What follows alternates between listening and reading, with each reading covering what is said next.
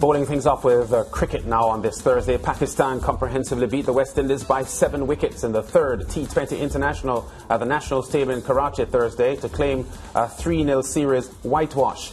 After winning the toss and electing to bat, the West Indies posted what appeared to be a challenging 207 for 3 from their 20 overs.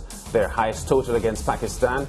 Captain Nicholas Pooran top scorer with 64 of 37 balls. Openers Brandon King 43 and Shamar Brooks 49 were also among the runs.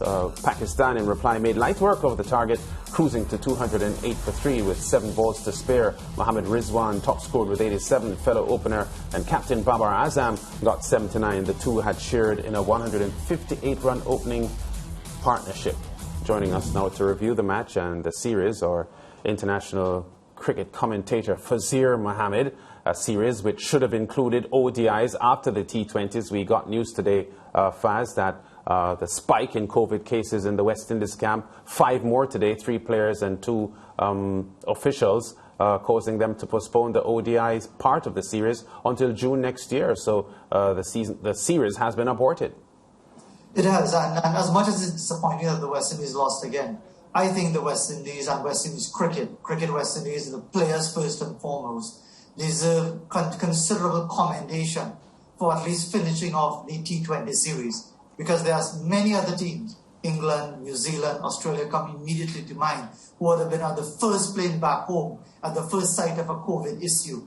The West Indies could have legitimately said, look, we've had so many COVID cases, our players are not in the right frame of mind, and we don't think we'll be able to be as competitive as we should be, but that didn't happen. And I think we saw a tremendous level of collaboration between Cricket West Indies and the PCB to allow for the players to complete the series, to head home immediately, to be back with their families in time for the holiday period, and then, of course, to reschedule the one-day series as well. So, yeah, it's disappointing. Lance and Chris of the West Indies weren't able to defend that pretty formidable total, but I think more importantly, it showed what can be done when the so-called minor nations are really prepared to work together. Yeah, and to put an exclamation mark on the point that you just made, Faz, about the West Indies sticking things out and completing the series, the batting performance today, emphasizes your point that they had a job to do. They had already lost the series. There was a proliferation of COVID-19 issues in their camp, and they promptly went on to deliver their best batting performance of the series. Yeah, and of course the downside to that is that when a series is lost, you often find that the West Indies, with the expectation, the pressure released somewhat, tend to be performing a lot better, or indeed the opposition aren't as competitive because, of course, Pakistan rested their 2 frontline bowlers. But you're right, the fact that they came out with all guns blazing literally in the batting department, it was always going to be difficult to defend because for those who are familiar with the Pakistan conditions in their winter time, anytime you're playing a day-night match, if you're fielding last, you're virtually guaranteed to lose because the ball becomes like a wet bar of soap. It's difficult to really be able to limit the opposing side. And Pakistan are among the very best in the world in World T20 and chasing, and we know how effective their opening pair are. But again, credit to the West Indies that they actually came out with a competitive mindset and didn't already have their minds on traveling back home. No, certainly, and you mentioned something there, Faz, that obviously Pakistan, on top of their game, one of the best in the world at the moment, as we saw in the recently concluded World Cup. You would have had a look at a lot of the new insertions in terms of the younger players in the West Indies squad and so on. What's your assessment of them, especially in the all-rounder categories and the bowling contingent? A lot of new faces coming, a lot of persons making their debuts and new to the stage. How did you think they went? A lot of new faces, a lot of challenges, but a lot of ability. But that's why it's so important, Chris, that Cricket West Indies take every opportunity to build towards the next World T20 and the qualifying tournament. It might be too soon, you never know. But again, I'm sorry I have to bring this up, that we have a T20 match against Ireland at Sabina Park that is basically a FET match. And it's to the eternal shame of Cricket West Indies that they are doing what they are doing for the sake of one player. It doesn't matter whether it's Chris Gayle or Brian Lara or Chipnering Chanderpaul or whatever. The fact that you are going to be selecting a West Indies team for an official international that is not picked on merit is something that I consider to be a complete disgrace But again, it reinforces the point that the West Indies need to take advantage of every opportunity moving forward. So whether it's a Romario Shepherd, whether it's an Odin Smith, whether it's a Shamar Brooks, who did pretty well at the top of the order, to at least give them the opportunities to show their worth, to show that they are able to learn very quickly. Because there's very little time. It's less than a year to the qualifying tournament for the next World T20. So all these players who had their opportunities, hopefully they'll be given further opportunities to develop their skills and show by the time we hit the month of March, April, May, that the West Indies can have a competitive nucleus going into that tournament. Well, on talent-based though, Faz, I mean, the West Indies team have always been competitive. You think about the junior tournaments and how well we have performed. There's no doubt about the talent within the West Indies. I think the problem is, and as we have seen today, they have the ability to amass totals of over 200, the second highest total ever scored against Pakistan.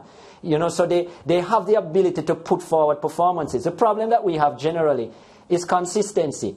And as you know, at the highest level in any sport, you're only going to be good or considered great or if you can put together consistent performances. And I think that is where the West Indies unit have been lacking. It has nothing to do with talent or their natural ability, but putting performances day in, day out is what has been missing. And Chris, you know, sometimes I wonder what is going through your mind as an umpire when you're standing there, maybe at square leg or presiding, watching someone with enormous talent play an utterly ridiculous shot and get out. And you wonder why. And you basically end up underlying the point that it's all well and good to give a spectacular performance today, but then the next day you're nowhere to be found. And the day after that you give a little bit of something. That is not good enough. If you look at the top teams and the top players and the top performers, it's not about once in a while. It's about consistent. Day in, day out. Day in, day out. What you want all the time. But there's a consistent level of performance and at least an effort and a determination to meet that level of consistency. Not the sort of one and done thing that we seem to have. And this is why I wonder, you know, if a lot of the players, as you said, being out there and sometimes seeing these, you know, rash decisions being made out there, the thought process not there and so on. It has to come back to, the, as you said, the preparation and so on. Are they training to the level that is needed to provide consistent performances? As I said, the talent in the West Indies, that has never been the issue. But I think, you know, that's the professionalism and the discipline, the hard work. Nobody said it's easy, and obviously it's not easy, which is why only a select few can play at that level. But the needed consistent performances are only going to be brought around by hard work, where you leave your stomach and the guts behind, as they would say, you know, and that I don't think is happening enough to the level that we need it to happen. Well, you know, Chris, you always hear the coaches, everybody saying the players are working hard, they're putting in all the work. Well, the evidence is they're not working hard enough. And if just ignore the comments of your captain and your players, because these days it's so sanitized. Players can't even say sometimes what they really feel about a situation because they could be sanctioned in some way or the other. And in any event, they're almost trained to give the same mundane, meaningless responses anyway. The fact of the matter is, West Indies cricket has had the talent, has always had the talent. In this present era, though, we are squandering and continuing to squander that talent, whether it's because the players aren't made to fully understand what it means to represent the West Indies, if they are not being pushed hard enough to understand that you need to be consistently excellent, that once in a while just isn't good enough and is not going to cut it. And if we are not prepared to push the players to that standard, male or female, we're going to continue to experience what we're experiencing. Yeah, so fast the series ends with Pakistan dominant, not surprising, number 3 in the world at the moment. And based on their performance at the T20 World Cup, a lot of people felt that they were certainly the early stages the best team in the tournament, and their statistics pretty much illustrated their dominance in this series, as the West Indies players had a difficult time getting into the statistical picture. A quick look at the most runs statistics. They're suggesting Mohammed Rizwan, Brandon King, Nicholas Pooran actually forcing their way into the list there with pretty solid averages, 37, 36. Well, from a runs perspective, King 111 runs, Pooran 108. Only Rizwan outscored King and Pooran in the series. Ali and Azam 99 and 86. Azam had started badly in the series but picked up in the final match. Mohammed Wasim picked up most wickets at 8. Shaheen Shah Afridi, Odin Smith, Romarius Shepherd, 4 each, and Haris Rav getting 3 wickets in the series. And the Pakistanis dominating as they were expected to. But Gurukesh Motie, Faz, he was a standout for the West Indies on the 19th in the World Cup, and there are some Guyanese who feel he was not given enough of an opportunity from a Guyana perspective to, propel his career forward. I know that the Guyanese spin setup is pretty solid with Devendra Bishu and Virasamy Permal and so on. And for the white ball, Kevin Sinclair also came in for some opportunities as well. But your thoughts on what you saw of him today and the likelihood that he could be an investment for the future?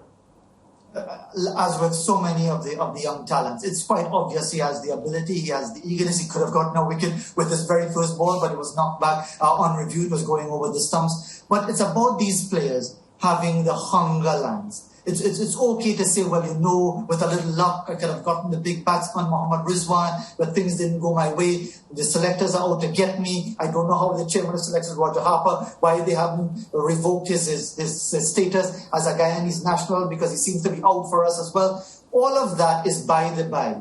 The thing is, as a player, whatever the circumstance, you have to tell yourself, male or female, when that chance comes, I'm going to grab it with both hands and never let go. They're going to have to drag me away from a West Indies team the time I do get my chance. And that has to be the mindset. You have to be greedy. You have to be selfish almost if you really want to have success at the highest level. Because essentially, that's what it's about. It's that ego to tell yourself, look, I belong here. I can match it with the best players on the other side and my own side. So rather than mope and lament about what goes on, if you get your chance, grab it with both hands and make sure the selectors remember it.